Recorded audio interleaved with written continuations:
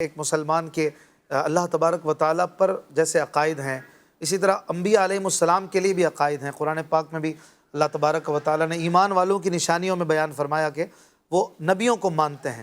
تو یہ ماننا کیسا ہے؟ کیا کیا ماننا ہوتا ہے؟ سب سے پہلی بات تو یہ ہے کہ انبیاء کرام علیہ السلام کو ماننا، یعنی تمام کے تمام انبیاء کرام علیہ السلام اللہ پاک کے برگزیدہ بندے ہیں، وہ برحق ہیں، اس بات کو تسلیم کرنا یہ ضروری ہے۔ کسی بھی نبی علیہ السلام کا انکار یہ کفر ہے، اور ایک نبی علیہ السلام کو جھٹلانے کا مطلب ہے کہ آپ نے تمام کے تمام انبیاء کرام علیہ السلام کو جھٹلایا، یعنی سب کا آپ نے انکار کر دیا، کسی کو بھی نہیں مانا۔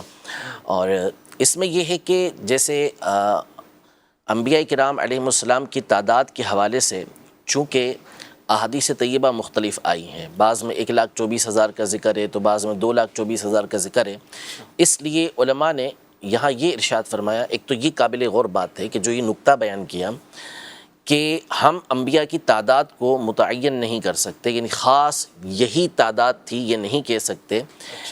اس کی وجہ یہ بیان کی کہ اگر جیسے مثال کے طور پر ہمارے یہاں یوں کہا جاتا ہے کہ 1,24,000 پیغمبر، تو وجہ دیکھیں کتنی باریک بات ہے، کیسی دقیق بات ہے کہ اگر بالفرض 1,24,000 سے زیادہ انبیاء کرام علیہ السلام ہوئے تو نتیجہ یہ نکلے گا کہ آپ کسی نبی علیہ السلام کا انکار کرنے والے بن جائیں گے، یعنی آپ نے کسی ایک نبی علیہ السلام کو مانا نہیں، اور جس کا نتیجہ یہ نکلے گا کہ آپ سارے کے سارے انبیاء کرام علیہ السلام کا انکار کرنے والے ہو جائیں گے۔ اور اگر انبیاء کرام علیہ السلام کی تعداد اس سے کم ہو تو نتیجہ یہ نکلے گا کہ آپ اس شخص کو کہ جو نبی نہیں ہے اسے نبی بنا دیں گے، یہ بھی کفر ہے۔ تو اس لیے ہم ایک تعداد متعین نہیں کر سکتے کہ یہی تعداد انبیاء کرام علیہ السلام کی تھی، بس ہم یہ کہتے ہیں کہ جتنے بھی انبیاء کرام علیہ السلام اللہ پاک نے بھیجے ہم تمام کے اوپر ایمان لے کر آتے ہیں۔ اب اس میں عام طور پر جیسے بولتے ہیں لوگ، نارملی بات کرتے ہیں 1,24,000 انبیاء آئے، تو یہ ان لوگوں کو نہیں بولنا چاہیے اس طرح، بالکل یہ ہمیشہ یا تو کم و بیش بولنا چاہیے، اچھا،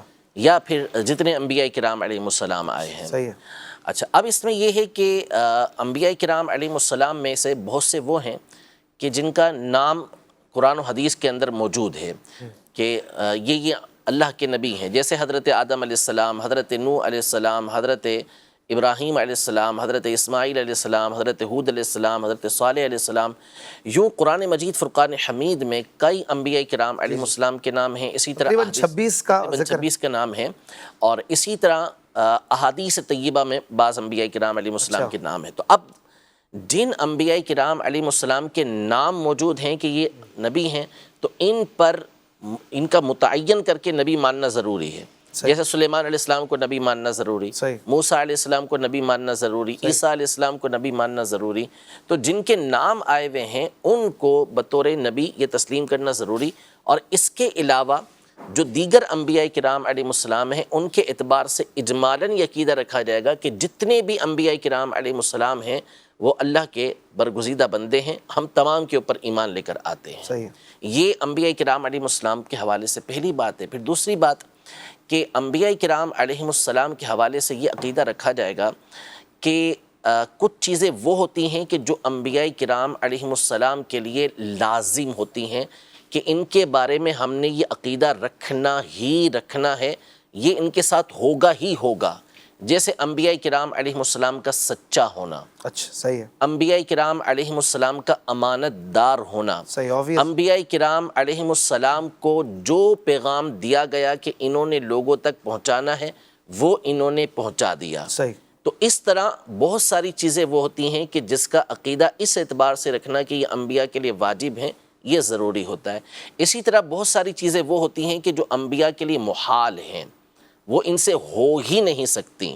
اللہ نے ان کو معصوم بنا دیا، عصمت ان کے لیے رکھ دی کہ اب یہ کام ان سے ہوں گے ہی نہیں۔